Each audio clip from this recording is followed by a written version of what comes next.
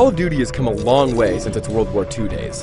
What was once a single-player focused, PC-only shooter is now one of the biggest franchises in entertainment history, and one of the most popular online games, well, ever. This year, Treyarch, the developers behind Call of Duty World at War, take the reins once again for Black Ops. Treyarch made some interesting decisions with this game, so let's now cut through the hype and see how it all turned out.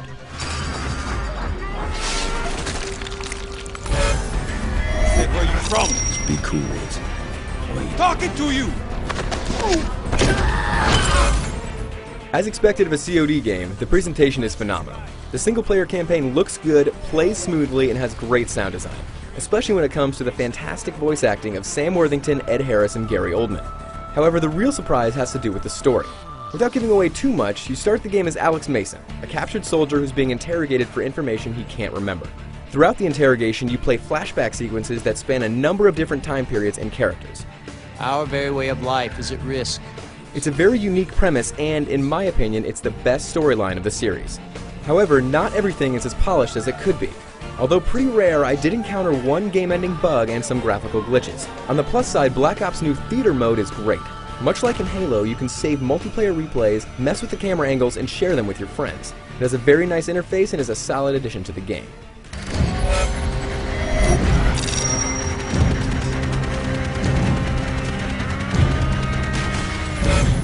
There's a ton of content in Black Ops, so let's start with the single player. I already mentioned that the story is very innovative, but when it comes to gameplay, not so much.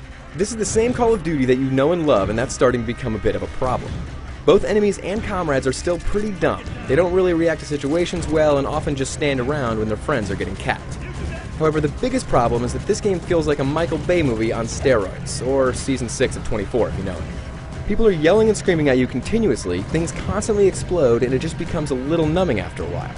I love crazy destruction as much as the next guy, but non-stop action can be a little tedious when it's constantly being slammed into your head. Of course, a lot of Call of Duty fans don't care about the single player at all. They go straight to the multiplayer. Black Ops multiplayer is just as robust as past games. There are a ton of modes, it looks great, and the maps are varied and fun. The new kill streaks are also good, even if the RC car is a bit too powerful. However, there's also a big change that people will either love or hate: COD points.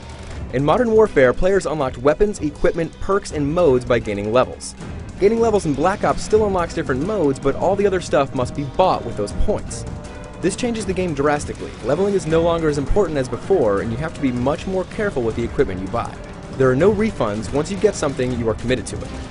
Thankfully, you earn COD points in a few different ways. Any level you gain gives you points, and there's a new contract system that awards points for completing certain goals.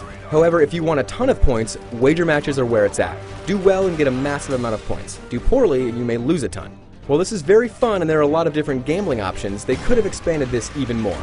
Moving on, Combat Training is another new mode where you can play multiplayer modes offline with computer-controlled bots. It's nice that they added this, even though I wish you could customize the tendencies for each individual bot.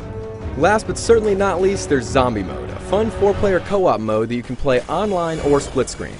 It's pretty much what you'd expect. You defend a location from a horde of zombies. However, there are a few twists. In one mode, you try to defend the Pentagon as famous historical figures like JFK and Fidel Castro, and it's absolutely hilarious. Pain is temporary, pride is forever.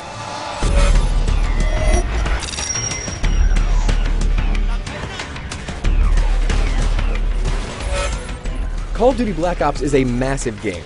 However, for all the content it has, the game also feels a little too familiar for its own good. Black Ops' story is great, but the pacing is exhausting. The multiplayer does some awesome new things, but overall it's very similar to past games. Nonetheless, even if it doesn't push the series forward all that much, there is still a ton of fun to be had.